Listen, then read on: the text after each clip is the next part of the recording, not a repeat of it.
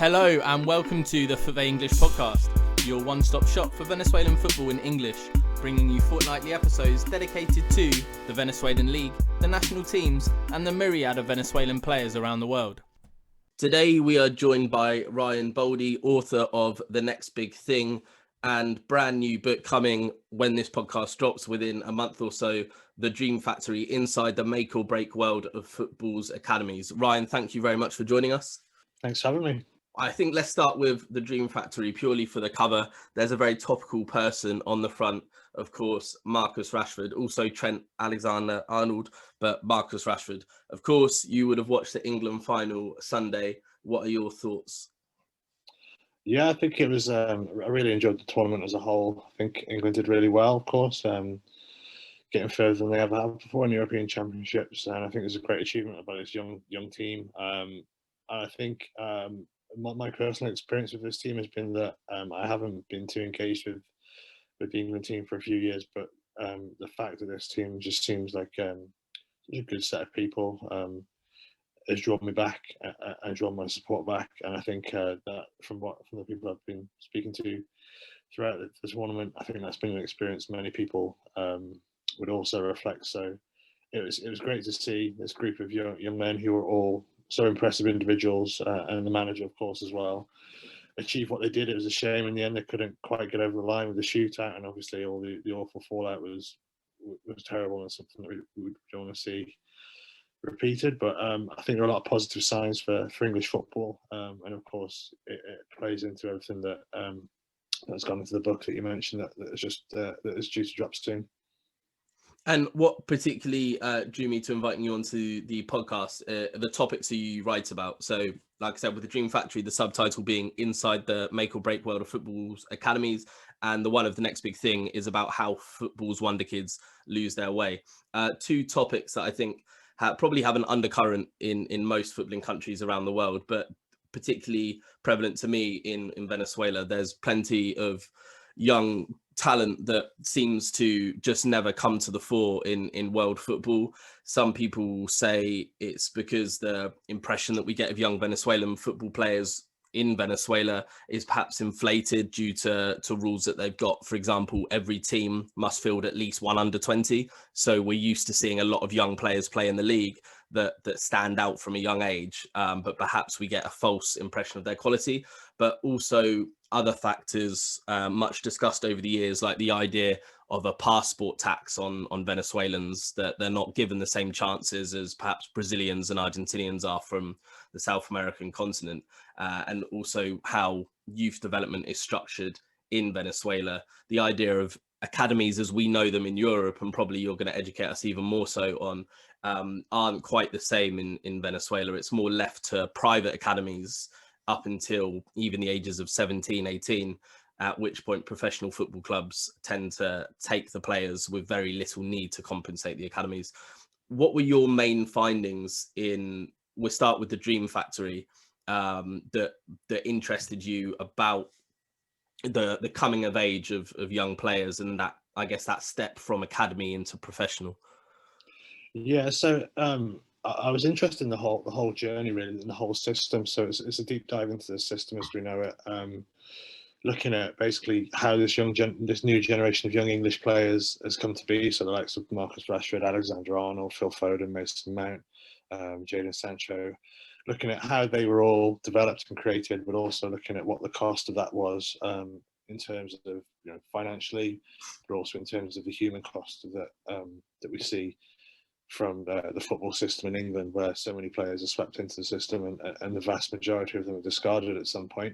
So I was very interested in the welfare aspect of the aftercare aspect, and then also the kind of day-to-day work of developing young footballers, which is something I managed to kind of do a deep dive into with a few key case studies. So the reason Rashford and Alexander-Arnold are on the cover, because I spoke in great depth with people who've worked very closely with them throughout their time in youth football and throughout up until their rise into the first team, and was able to paint a pretty detailed picture of how they were developed both on and off the field, which was something I was really privileged to be able to kind of get access to do that, and to visit the academies I was able to visit up and down England, and just learn as much about the whole system as I could.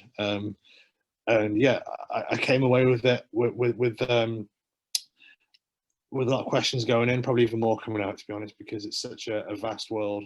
It's a world that's quite closed off to the outside, to the average fan. I managed to kind of infiltrate it, which to a degree to which I probably wasn't quite expecting. The level of access I got, I think, is pretty much unparalleled, and I felt very privileged to be able to get that kind of inside look that I had. Yeah, you come away realizing that rather than it being a black or white kind of situation, there's lots of areas of grey. So youth football in England, especially at the elite levels, comes in for a lot of criticism, and rightly so, for the welfare aspect and for the sheer numbers that it drags in of young people and the attrition rates. But there's also a lot of good work being done as well, which we're seeing reflected now, both in the players being produced, but in the young people being developed and being encouraged, and everything that we've seen from the likes of Rashford and so many of the other English players. So yeah, I came away with a real deep understanding of the system and of the people within it, of all the different people who operate within it and the work they do, which I was able to put down on the page, and that's all in the book. But the overall impression, I came away realizing that there's probably just more nuance than many people would expect. Were there any preconceptions you had about the English academy system that you perhaps were challenged on, or came out with a different viewpoint, particularly maybe a negative opinion? Because I know it's sort of the proxy attitude for a lot of young football fans to sort of have bad words to say about the academy system, because we know that there's so many players that just get churned out every year, and only 1 in a million make it, that kind of thing. Yes, I guess the main preconception I had was that it was very closed off, that it would be difficult to penetrate, because I think by and large clubs don't reveal too much about what goes on behind the doors of their academies, and I wasn't sure how viable this project was going to be initially, whether I was going to be able to get the access I would need to do this book. But I found that the people who do the day-to-day work, the people whose feet touch the grass, the coaches, the academy managers, are really proud of the work they do and are quite keen to discuss it. So I was able to have some really great in-depth discussions and go and visit these places and have a look into this world that I thought would probably be a bit more difficult to access. So that was one thing that I came away kind of surprised by, just the openness from the people, as I said, doing the day-to-day work. And then secondly, yeah, the aspect of the attrition rates and the welfare issues. I came away learning some kind of stark and difficult stories about players who've been through the system. I spoke to players and parents of players who have been released and who've felt the game has let them down, that the safety net that's supposed to be there to catch them wasn't quite in place, and people have been through some really difficult times, and also people who feel like they have a solution or feel like they have something to offer, who've gained no support from within the game, because from what I gather, the governing bodies and the clubs themselves feel as though they're closer to cracking the welfare issue than the lived experience of the people I spoke to would suggest. But at the same time, I was quite surprised and encouraged to learn just how keenly aware of their responsibility to these young people so many of the coaches and the academy managers are. So much aside from the policy shapers and the money men, who have the real power within youth football, within the world, the people who are there having the contact with these young people, for the vast majority of them are very aware of their responsibility, are very cognizant of the attrition rates, and see their role as being one of developing young people, not just young footballers. And that was something I was really encouraged by. I think with England getting to the final of the Euros, perhaps the only better publicity for your book that there could have been was England winning it. But what I found very interesting and relevant to your exact topic, posted by the England Twitter account itself in the days running up to the final, was basically a graphic thanking grassroots football for the players that they developed. And it caught my eye, because a lot of parallels to how sort of football has happened or been appreciated in terms of youth development in Venezuela. To illustrate, as a Southampton fan, I'd like to have thought Luke Shaw as one of our own kind of thing, and he got the goal, and I celebrated that like I grew up with the kid, and in reality I've never met him outside of a football stadium. But, you know, it didn't have Luke Shaw down as Southampton Academy. It had Luke Shaw down as Moseley Juniors. It didn't have Marcus Rashford down as Manchester United. It had him down as Fletcher Moss Rangers. And similarly, for other players that perhaps you'd have down as from a particular football academy, it had them down from, in reality, teams that the average football fan has never heard of. Do you think credit is given to the right people at the right levels, or is it the case that it's the first professional academy to pick the player up that is getting the limelight? Yeah, it's probably a bit of both in a way, because a lot of these players will have joined an academy at kind of 6 years of age. The rules that govern English youth football, the Elite Player Performance Plan that governs the top 4 divisions in England and their youth systems, dictates that the clubs can't sign a player to a formal exclusive contract until they reach the under-9s level, but they can bring them in to train with them on an informal basis at any age, basically. So players are playing for these big clubs, or at least training with them and being exposed to at least sort of once weekly training sessions at elite academies from the ages of 5 and 6. So Mason Mount has been at Chelsea since he was 6, for example. He was scouted because I spoke to his dad, Tony Mount, for the book. I wanted to get the perspective of the parent of a young player who was highly sought after throughout his whole youth career. Tony told me the story of how Mason was scouted. He was playing his very first game on a grass pitch for a team called Boar Hunt in Portsmouth. And that's when he was scouted. So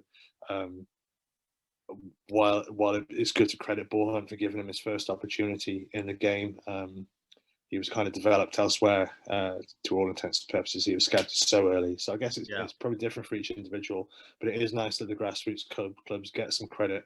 I think what would be even better would be if they were supported financially and propped up a little better than they are, because I've actually done a lot of work on outside of the book on Rashford as well, and his development by looking at Fletcher Moss Rangers, and I've interviewed their chairman on several occasions, and he's talked about how, because Fletcher Moss Rangers are actually quite well known in the Manchester area for being a real kind of hotbed for developing young players who often go on to play for United and Liverpool and City and teams like that. He told me about how they were running one under-11s team who, I think of the 11 players, 10 of them were going on to professional academies the next year. All of them have been scouted. That's how scouts come there now, because they know that Fletcher Moss attracts and develop a level of player. They've developed, or at least gave starts to Rashford, Danny Welbeck, Ravel Morrison, Wes Brown back in the day, and others who perhaps didn't reach the same levels but also had careers in the games, like Tyler Blackett, who was at United at a young age. But they develop in these players, and then they kind of lose them to professional academies. What they get from that is the reputation of being a good place to get scouted and a good place to develop, but they don't get propped up in any way financially. There's no compensation. So Dave Horrocks, the chairman, was telling me about how they've had a leaking roof in their changing facilities for a long time. The paint's falling off the doors and things like that, and they've had to kind of fundraise to try and get a new changing facility, despite the fact that they've been in some way responsible for the development of hundreds of millions of pounds worth of footballers. So while it is nice that, as you said, all these grassroots teams are getting credit, I think that a structure in which there was more of a trickle down of the finances in the game to reach those clubs and prop them up would be an even healthier way of operating. I think it would perhaps even lead to even more players coming through and being of a standard to reach a professional academy at some point.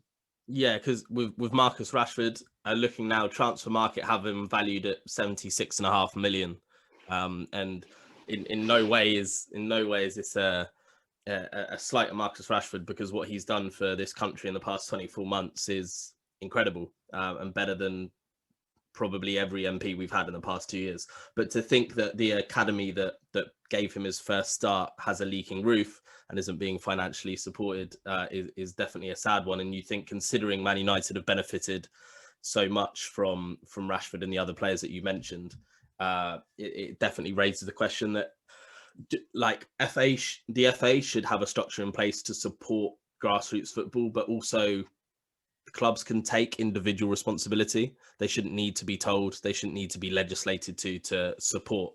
Did you find in your book, in your research for the book, did you find examples of top level professional clubs actively supporting these private academies or football schools with good framework and perhaps even funding?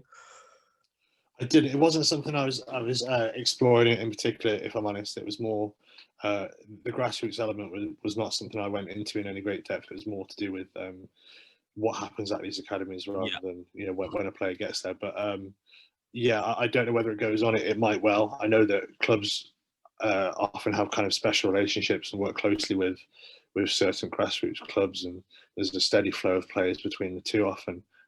But how much kind of financial support is given, I'm not aware of, and I'm also skeptical as to whether there is much, to be honest with you. Of course.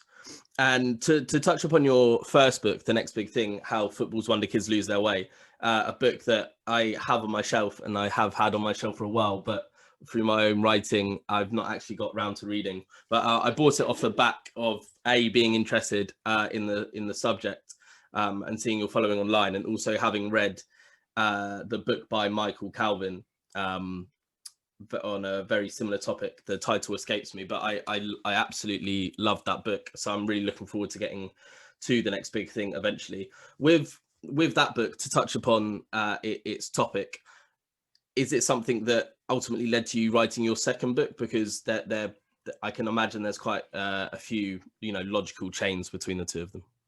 Yeah, there are. It wasn't kind of a conscious thing. I think I've always had a general interest in youth football and how young players develop and what happens to them from there, which was what sparked the idea for the first book of this general fascination with young players coming through, and then the ones who fall away, looking at what happens to them next when they fall out of the limelight, because they kind of get forgotten in many ways. Once they're no longer of great use to the clubs that they first broke through with, they fall down the leagues, or they easily fall into difficult times. So that's what I wanted to explore and kind of highlight the issues around those, and also just to put a spotlight on some of the individuals who there might be a curiosity about for many fans who would have grown up being aware of these players at the ages of 18, 19, 20, then wondering what happened to them. So yeah, that was how the first book came about, The Next Big Thing. The Dream Factory, I guess, came from a similar place of fascination, of wanting to figure out the earlier part of that journey and how these young players come to be, and also looking at the current crop of players who are coming through and thinking that there must be something going very right for English youth football at the moment, with such a steady flow of really high level, high potential young players coming through, and wondering how that came to be. There's a great book that I'm sure you're aware of by Raphael Honigstein called Das Reboot, that did a kind of similar thing about the German system and how they went from their kind of low point around Euro 2000, where they went out in the group stages, to the point at which they developed a generation of players who went on to win the World Cup. So I guess I was trying to do a similar thing with English football, with the Dream Factory, by speaking with players who were with coaches and players who are around the game and around youth football. It probably did help open a few doors a little bit. With the access I was able to get for second book, some of the coaches I met with were aware of my first book and understood where I was coming from with that. So I think it certainly kind of went hand in hand and helped out for sure with my ability to produce the Dream Factory. But it wasn't a conscious effort to do any kind of follow up. It just happened to be that it was just a subject I was interested in that does have some overlap with the first one. And we talk about that sort of that pathway that's happened and the similarities with Germany post 2000, and of course the England national youth teams have done fairly well in recent years, particularly reaching the under 20 World Cup final in 2017 and ultimately beating Venezuela 1-0. But one thing I've noticed over the years, and I do think it's changing, but we see a lot of names in the England youth national teams, and particularly players that do very well, but then we don't seem to see them at the senior team. So I'm looking at the 11 that started against Venezuela in the World Cup final in 2017, and it's only Dominic Calvert-Lewin who started that game that then had any really active role in the Euros that have just finished. In comparison, Venezuela's team: Walker Fariñas, Ronald Hernandez, Nahuel Ferraresi, Sergio Cordova, Yangel Herrera, Jefferson Soteldo, and Jan Hurtado were all in that final and have all just competed in the Copa America, which was going on at the same time as the Euros. Is there a reason for the disjoint? I appreciate there's many England players that, you know, are playing for the senior national team from the age of 1920, so that's why. But there's also plenty of England under 20 players that have good youth careers at national level, but then never make it to the senior team. Yeah, I think that it's a really big leap between the under 20, under 21 level in international football and the senior level. It seems to be especially the case with England. I remember even growing up, some of the players who were regulars for the under 21s kind of peaked there and stayed there. Guys like Francis Jeffers or Jermaine Pennant always seem to be playing for the under 21s and never quite translated that to the senior level. I think there are probably a number of factors that go into that. Is, you know, the individual development of each person, of each footballer, but then also the amount of opportunities within the Premier League. It's been something that's decreased over the years as the money's flooded into the league, and the drive towards immediate success has only gotten stronger. Therefore, patience with young players is minimal at times, because it's necessary that young players, when they're coming into the first team, need to go through a kind of trial and error process. They need to find their feet. They need to learn the men's game and to adapt to the speed and the physicality of the professional football. And that means that they're not going to be able to be dropped in and perform to the levels that a 60 million signing from Serie A, who's 25 and is ready to come straight in, might do. You know, with the odd exception, or, you know, of course, got wonder kids like Wayne Rooney who come in ready-made and way ahead of the curve from the beginning, but they're very much the exception rather than the rule. So I think it's difficult for the young players to make that jump of being an established youth international and just becoming someone who's getting regular minutes in the Premier League. And I think that's perhaps even why we're seeing a lot of young English footballers going abroad, with Jadon Sancho being the key case in point, with everything he did at Dortmund in the 4 or so years he was there. Established himself in the first team there very quickly after leaving Man City. He was a first team regular by 17-18, which I don't think would have happened, even though City did claim to have a pathway ready for him. They were ready to offer him a good contract and give him opportunities in the first team and have him join the first team in pre-season just before he left. I don't think by any stretch of the imagination he would have played anywhere near the minutes he has now by the age of 21 in top level football and being a star of a Champions League level team. So I think people are looking to his example of how he's done it, a player who, you know, you don't really get much more talented than Jadon Sancho. So if a guy like as good as him, a prospect as great as Sancho was at 16, 17, thought that perhaps his development was best suited by going abroad, then I think others will look to that too.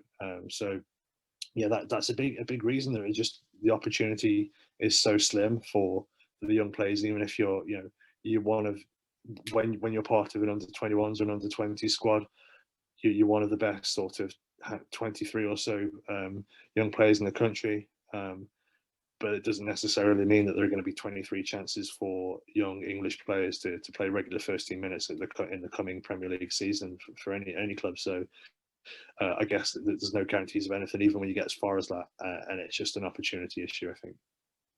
And it seems almost trite to sort of carry out a mini post-mortem on an England team that have just reached the finals of the Euros and probably have their best generation of players since the golden generation. But do you think that there's perhaps lessons to be learned from English football from other countries? And I'll use Venezuela as the case in point. They limit the amount of foreigners in their starting 11 to 3. And also, like I mentioned earlier in the podcast, insist that every starting lineup must have at least one player under the age of 20 in it. Are rules like this, do you think they could benefit English football, or are they the kind of things that essentially look pretty and a tick boxy, but there's actually better ways to benefit our youth football than that? Well, there are pros and cons to approaches like that, especially as it relates to how they would work in England. You could look at it and say the influx of foreign imports and expensive signings from the transfer market have really clipped the wings of young English players, and as we spoke about, really becoming a real opportunity cost for homegrown youngsters.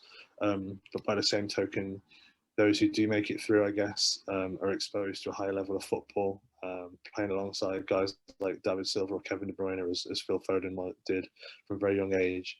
Would have been the player he was today were he not around such quality from a young age.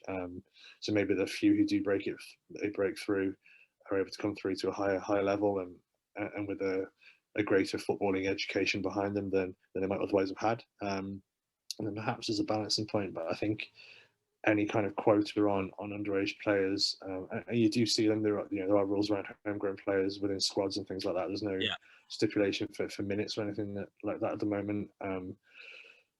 But I think while it would be a boon developmentally to the young English players trying to come through, I think it's something that clubs might be reluctant to embrace, especially as it relates to their chances of competing in Europe.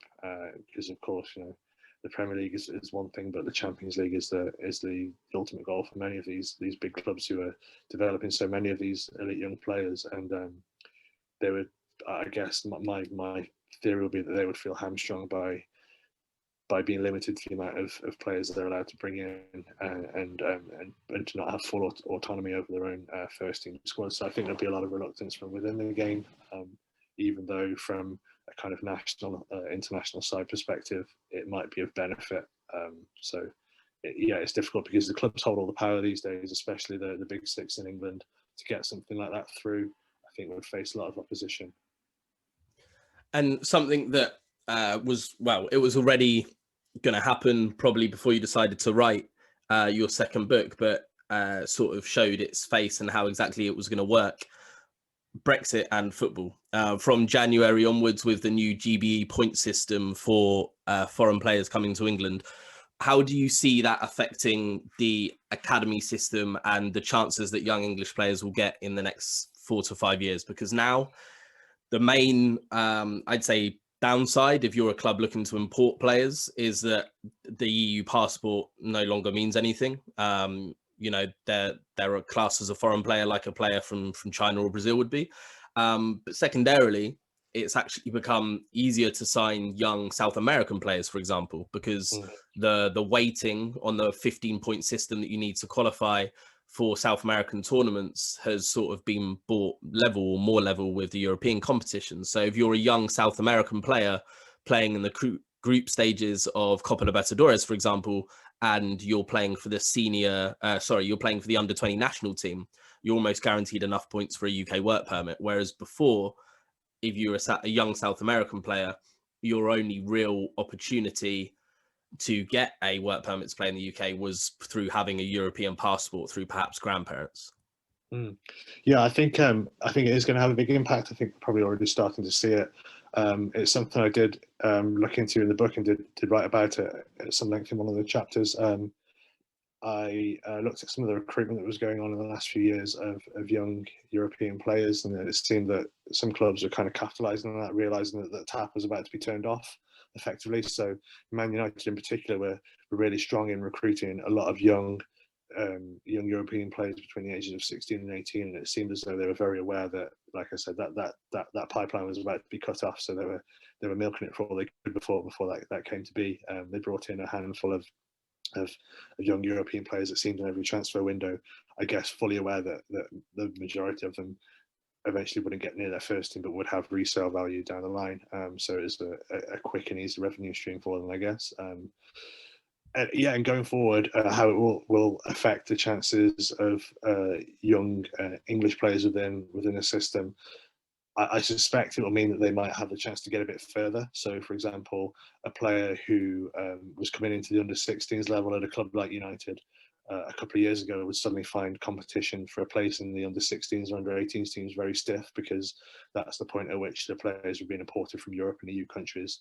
And he might find that whereas his previous age group was full of English and British players, the next one he moves into, there would be fewer British players, and they'll be competing with the number of high-level imports from the continent. that's probably not going to be the case now. So they're going to maybe get that little step further, maybe get to more exposure to under 18s football, get close to the under 23s team, and have those couple of years extra to develop and prove their worth before they then face competition from, like you said, perhaps some South American players now might be more of a likelihood, or players from Africa as well as Europe. So yeah, I think it might buy developmentally buy homegrown English players within the system, British players, an extra couple of years of development. And that could be key. You know, those could be the years at which a player really kicks on. We've seen it before. We've seen Aaron Wan-Bissaka was somebody I looked at in quite great detail in the book, because I spent the day with Crystal Palace's academy. He was still there at the time. It was just before he left to join United, and the academy manager there, Gary Issott, was telling me about Wan-Bissaka's developmental path, and how at 14 they were considering him for release, but by 18 he's one of their best prospects. He's been reimagined as a fullback. So had he not been given the grace of those extra few years, then he likely would have fallen down the leagues, and who knows where he could have been. Wilfred Zaha as well, who of course broke through to the Palace first team at a very young age. By 14 or 15, their academy manager was telling me that they weren't sure what way he was going to go. He had obvious talent, but he wasn't necessarily their best prospect by any stretch of imagination. So some players just develop at that slightly slower rate, and those extra couple of years that could have been bought for them now might prove crucial. So yeah, it's going to be interesting to keep an eye on that aspect of it. So having researched and now written and close to publication of The Dream Factory, would you say England and English football is in a position to perhaps hold its academy system up as a method or a blueprint for other countries to follow, or is there still a lot of work to be done?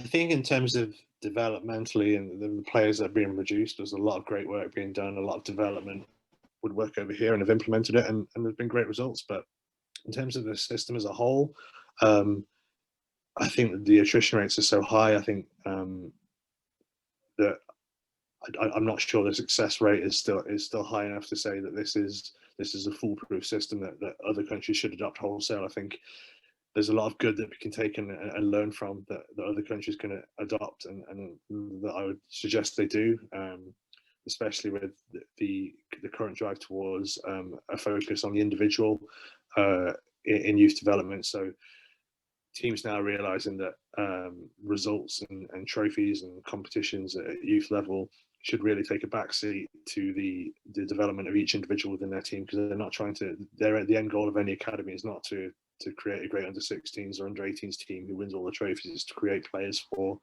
the first team or for sale, essentially. So one might not necessarily be of use to the other. So if you're focusing too much on the development of a good team, you might be sacrificing the development of some of your better young players. So you've got to cater to the individual needs of each young player, and provide a bespoke plan for their development, which is something that a lot of clubs now are doing. It's something that I spoke with lots of Liverpool coaches with, talked in great detail about Trent Alexander-Arnold's development, his adaptation to become a right back, and how that all worked from the very inception of that idea, and how it was sold to Alexander-Arnold, how they got buy-in from him, and then the day-to-day work on the training ground of how they made it happen.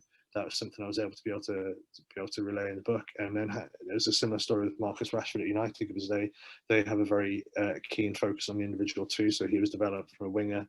And he was actually held back when they could have pushed him up to play under 18s or under 23s football. They kept him back playing under 16s so they could play him as a striker and work on his finishing. They knew that if they put him into under 18s when he was 16 years old, he had the ability to cope and to thrive, and he could have been of benefit to their under 18s team and their prospects. But they knew that they wanted to work on his finishing and work on his instincts as a striker, and he'll get more sights at goal playing under 16s football and more chances to refine those skills. So they held him back, and lo and behold, when he made his debut as an 18-year-old in the Europa League, he scored twice on his debut, and he was off and running as this really kind of hot finisher at the very highest level. So the proof was in the pudding there. So I think that individual focus is something that I learned a lot about through my research and interviews for the book. And I think if anyone looking to implement aspects of the English system abroad would like to pick something up in particular, I think that'd be a really good starting point.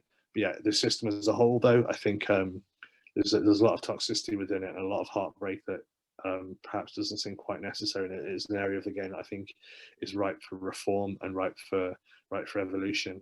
So I wouldn't necessarily like to see that replicated elsewhere. Mm-hmm. So I think the main takeaway from that answer is probably the one thing to take from our academy system is the changing focus to the individual. So to touch upon Venezuelan football and its youth development and its academy system in inverted commas, because it's certainly not something applied nationwide, and there's only a few clubs with perhaps the luxury to say that they have something similar to a European style academy system. What for clubs that are only just starting out to have an academy system, or perhaps it's a new federation in Venezuelan football as well. The league organization is freshly changed too, so it's all new and it's all fresh in Venezuela. So again, like you said, similarly ripe for reform. If you were to give 3 practical bits of advice to start an academy system from the ground up, what would you advise? Obviously, probably one of those 3 would be the focus on the individual, but maybe 2 other key points that you think would give any country that's starting out to develop an academy system as a reboot, if you like, to start with. So yeah, the focus on the individual seems to be something that's worked really well in England. So I would definitely recommend looking at that and studying that and seeing how that could work in other settings. From a purely ethical point of view, I would strongly advise taking a very sort of holistic approach to developing of young people and being careful and conscious of the responsibility youth coaches and academy systems have to the young people that they take in and take care of, that they're not discarded so easily, and that their experience is enriching irrespective of the outcome.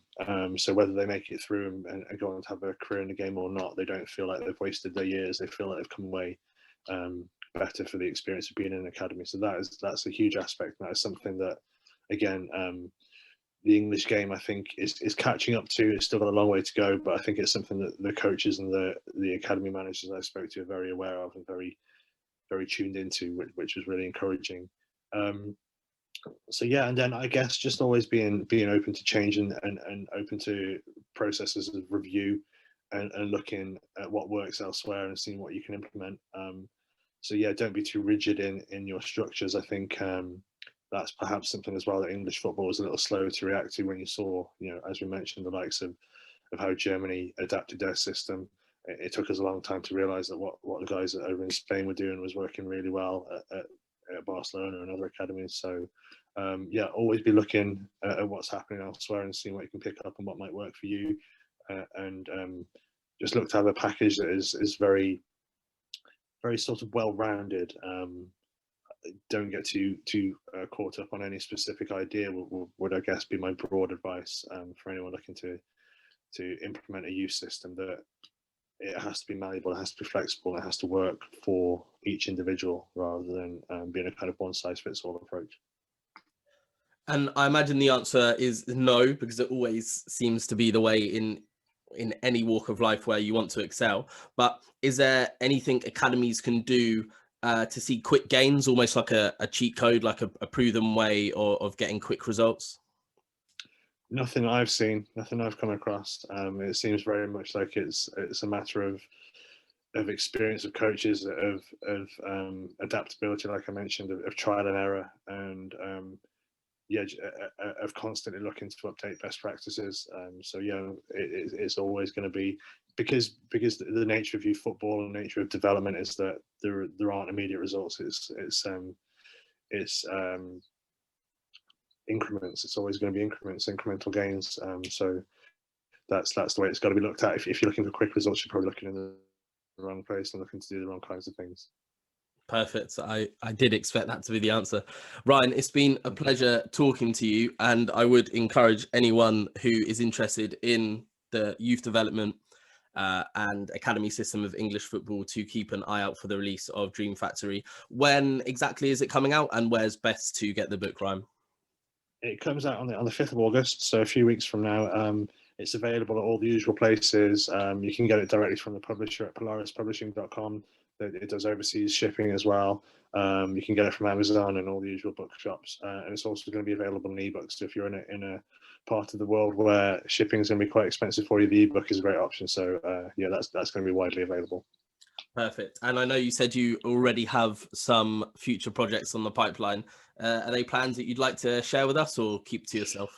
I probably can't give too much away at this stage because I'm still in the very early stages. But I am working on my next 2 books, which I'm really excited about, and they're going to be a bit of a departure. They're going to be looking back and telling the stories of a couple of iconic teams from English football's not too distant past. Lovely. And I know there's quite a few people that follow Football English, which is obviously where this podcast will be released from, that sort of see Football English and just covering football from different parts of the world as very much a labor of love or passion, and not something that could be made a career out of. But you've written 2 books and you're writing another 2 books, and you're also a freelance journalist. It sounds like you've got a lot on your plate, but you make it work. You've made journalism and writing work for you. Are there any little bits of advice that you could give anyone that's perhaps listening and thinking, wow, how's he managed to make a career out of something that many people just see as a hobby? Yeah, I guess don't delay is the first thing. If you think it's something that you want to try and start doing it. Started lots of years ago. Started blogging on European football because it was something I was interested in. It was a hobby, but it exercised those muscles and find people who can help you. So reach out to other journalists you admire, see if they have any advice for you. Find editors, pitch yourself. You have to be a bit of a salesman as well at times if you're going to be a freelance writer, because you have to sell your ideas and sell your own expertise and think about why you are the person to write a certain thing and what makes you what fresh perspective you can bring. So yeah, it's all about just keep doing it, keep practicing, write as much as you can, as often as you can, get feedback from people, look to writers you admire, see and think about what you like about their work, and try to take pieces from each one, and before you know it, all those ingredients come together into your own style. And then find people who can help you, find editors, find writers, and don't be afraid to ask for help. Perfect. Thank you very much. And I'd like to wish you all the success with Dream Factory, and obviously ongoing success with your first book, which I'll be getting round to imminently, I assure you. Thank you very much, Ryan. Cheers, Jordan. Thanks, mate.